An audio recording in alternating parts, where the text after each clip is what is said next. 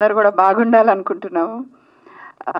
మధుర గారు చెప్పినట్టు ఒక మిలియనియర్ హౌస్ మెయింటైన్ చేయడానికి నెలకు 10 లక్షలు పట్టొచ్చు, 50 లక్షలు పట్టొచ్చు. ఒక చిన్న వ్యాపారస్తుడికి 10,000లో అయిపోవచ్చు. రోజు కూలీ చేసే వాళ్ళకి 5,000లో నెల గడవచ్చు. ఎవరికి తగ్గట్టు వాళ్ళు వాళ్ళ సంసారాన్ని చక్కదిద్దుకుంటున్నప్పుడు ఒక సినిమా చేయాలనుకుంటున్న ప్రొడ్యూసర్ మాత్రం వాళ్ళకి నచ్చినట్టు ఎందుకు చేసుకోకూడదండి? మాకు నచ్చిన అసోసియేషన్స్, మాకు నచ్చిన వాళ్ళని మేము ఎందుకు పెట్టుకోకూడదు? సరే, ఓకే, చాలా లేబర్ రూల్స్ ఉన్నాయి. అంటే నాకు ఇక్కడ లేబర్ రూల్స్ ఇంకా తెలీదు. I have been working in US for many years. అక్కడ లేబర్ రూల్స్ తెలుసు.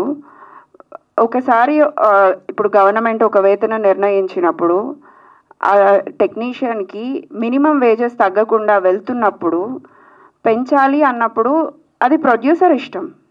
నిజంగా ఆ క్రాఫ్ట్మెన్కి అంత ఇవ్వాలి అనుకుంటే ఇస్తున్నాం. హీరోలకి ఇవ్వాలి అంటున్నారు కాబట్టి ఇస్తున్నాం కదా. ఎందుకంటే ఆ హీరోకి రీప్లేస్మెంట్ లేదు. ఎగ్జాంపుల్ చిరంజీవి గారిని తీసుకోండి. ఇప్పుడు ఆల్మోస్ట్ 50 years ఆఫ్ జర్నీలో ఎంతమంది స్టార్స్ చిరంజీవి గారిని రీప్లేస్ చేశారండి? బట్ టెక్నీషియన్ వేలల్లో లక్షల్లో ఉన్నారు. Why can't we? And employment create చేస్తున్నాం కదా. మేమేం వాళ్ళ దగ్గర నుంచి ఏం లాక్కోవట్లేదు కదా. వాళ్ళు అన్నది if he's really talented, worth it, they definitely get it. Why do they need to fight for it? And అసలే పైసలు ఇవ్వకుండా పని చేయమని అడిగితే తప్పు. కానీ ఇస్తున్న వేతనాలని ఇప్పుడున్న పరిస్థితుల్లో ఇంటర్నేషనల్గా ఎకానమీ క్రైసిస్లో ఉందండి. Any country you take, US, London, any other country you take, it's an economic crisis. India ఇప్పుడు ప్రస్తుతానికి మన తెలుగు రాష్ట్రాల్లో చూసుకుంటే ఏ వ్యాపారం బాగుందండి? రియల్ ఎస్టేట్కి ఎవరికైనా సేల్స్ ఉన్నాయా? ఇంకా వేరే ఏ ఇండస్ట్రీలో అయినా, ఈవెన్ ఐటీ తీసుకోండి, ఎన్ని ఐటీ కంపెనీస్ బాగున్నాయి? ఐటీ కంపెనీస్లో 30%, 50% శాలరీస్ కట్ చేసినా ఇంకా వర్క్ చేస్తున్నారు. Because there is a hope.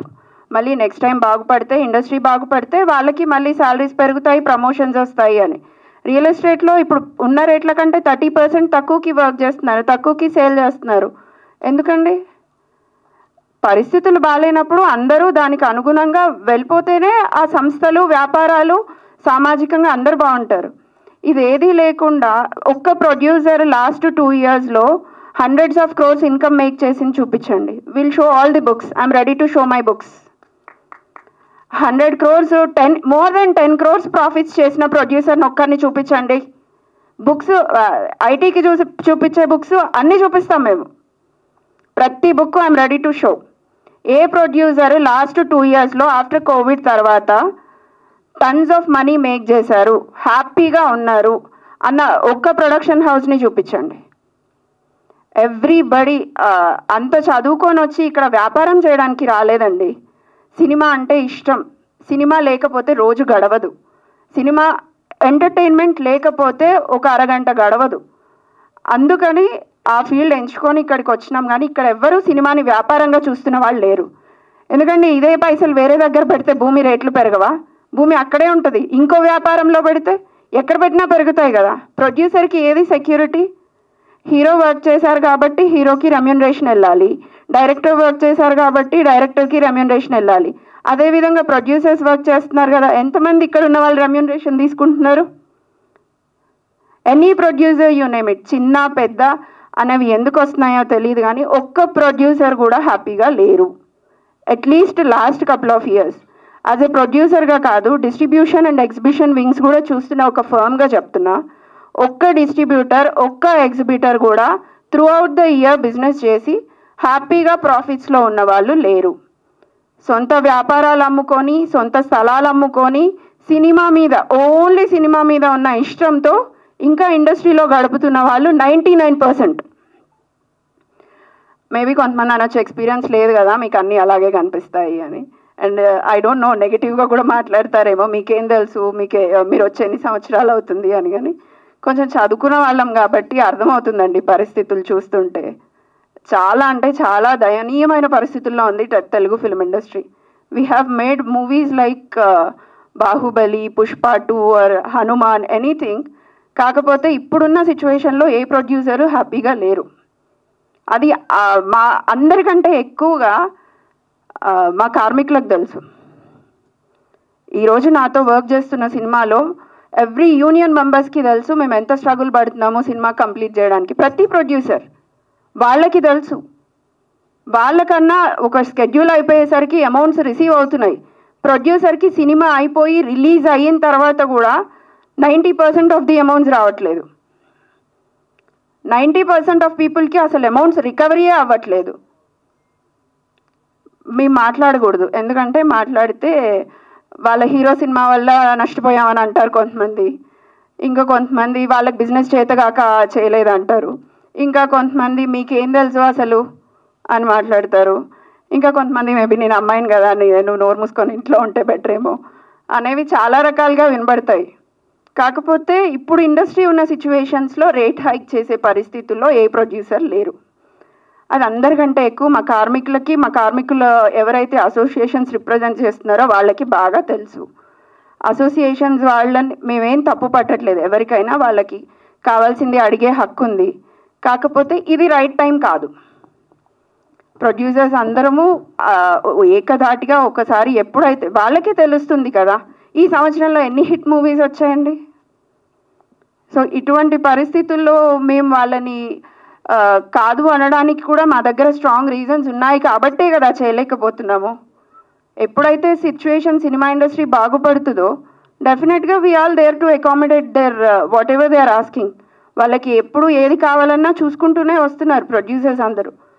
Covid లాంటి సిచ్యువేషన్స్లో కూడా ప్రైస్ హైక్ అడిగితే చేశాము కాదనకుండా. అప్పుడు యూనియన్స్ అందరికీ అడిగినట్టుగా ఇచ్చేసాం.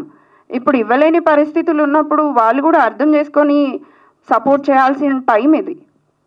ఇక్కడ ఎవరు ఎక్కువ ఎవరు తక్కువ అన్నది పక్కకు పెడితే 24 క్రాఫ్ట్స్తో పాటు అందరం కలిసి వర్క్ చేస్తేనే ఈ ఇష్యూ రిజాల్వ్ అవుతుంది.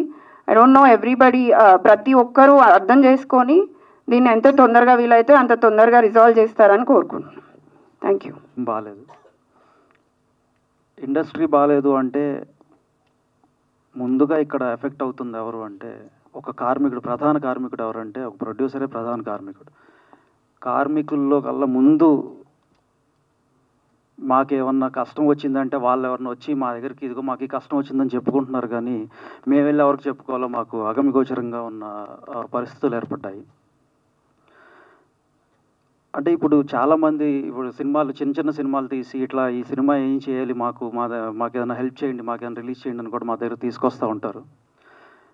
అక్కడ ప్రాబ్లం ఏమవుతుందంటే సినిమా చాలా బాగుంటుంది, కానీ అక్కడ వాళ్ళు స్పెండ్ చేసిన అమౌంట్ ఏదైతే ఉంటుందో ఆ అమౌంట్కి మనకి మార్కెట్కి అసలు ఎక్కడ పొంతన ఉండట్లేదు. సో వాళ్ళు ఒక 3 కోట్లలో అవ్వాల్సిన సినిమాని 6 కోట్లు అయిందని తీసుకొచ్చి మా చేతుల్లో పెడితే డిస్ట్రిబ్యూషన్ సెగ్మెంట్ పరంగాను అది వర్కౌట్ అవ్వట్లేదు, థియేటర్స్లోనూ అది వర్కౌట్ అవ్వట్లేదు. సో ఇది not just about producers also, అంటే ఇది ఒక క్యాస్కేటింగ్ ఎఫెక్ట్ లాగా అందరికీ ఎఫెక్ట్ అవుతున్న పరిస్థితి ఇవాళ ఏర్పడింది.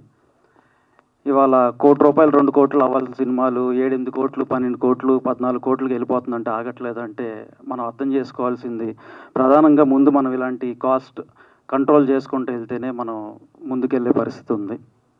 సో అంటే ప్రొడ్యూసర్ అనేవాడు ఒక తండ్రి లాంటి వాడు. ఒక తండ్రికి ఒక కష్టం వస్తే పిల్లలు నిలబడాల్సిన పరిస్థితి, కానీ వాళ్ళ పిల్లలే అటువంటి పిల్లల స్థానంలో ఉన్న వాళ్ళందరూ కూడా మీరు పోయినా పర్లేదు మేము మాత్రమే ఇక్కడ ఉండాలి అనే పరిస్థితి తీసుకొస్తే అది ఏమాత్రం సమంజసం కాదు.